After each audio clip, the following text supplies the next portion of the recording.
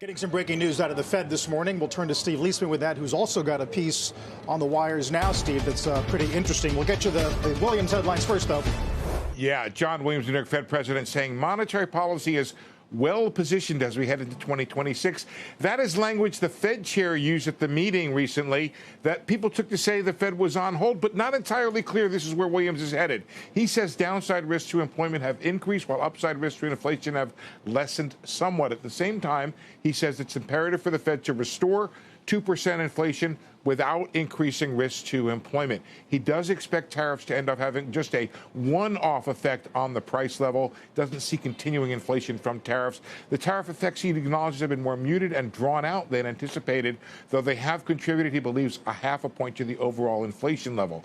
Despite the uncertainty that's been out there this year, Williams says the U.S. economy has shown considerable resilience and upgrades its forecast. Sees 2.25% GDP next year, up from just 1.5% this year. He sees unemployment gradually declining over the next few years, while inflation next year will be below 2.5%. The economy now, he says, appears to be turning the corner. So, guys, you could take that either way. I could see him supporting additional cuts from that statement, or this idea being well positioned, being taken by the market as saying we're on hold for a bit.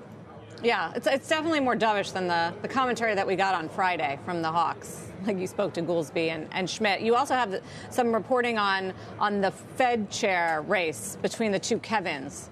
Yeah, it ain't over, Sarah. What we're hearing is that there has been some pushback communicated to the president, to the administration on Kevin Hassett, and this could explain this gap that we had where the interviews were off and then they were put back on, at least for Kevin Warsh. And we've heard two things. One is that some people are complaining specifically about Hassett, and others, rather than doing that, are promoting the idea of Kevin Warsh to be Fed chair. So, and this has been communicated to the president through a variety of different ways. And so there is some high-profile blowback on this inevitability of Kevin Hassett becoming Fed chair. That might explain why he took more, by the way, of a view of independence of the Fed in his interview with Face the Nation yesterday. But, Steve, if there's this belief that he's too close to the president and that's seen as a negative, but isn't it still a positive when the president's the one making the decision? Yes, that is true. However, I think the president is almost certainly going to be mindful of the effect of the Fed chair on interest rates. And I know that the president, we know that he wants lower rates. And the interesting question is, how do you get there? Do you get there with somebody who will go in and do your bidding at the Fed and reduce rates?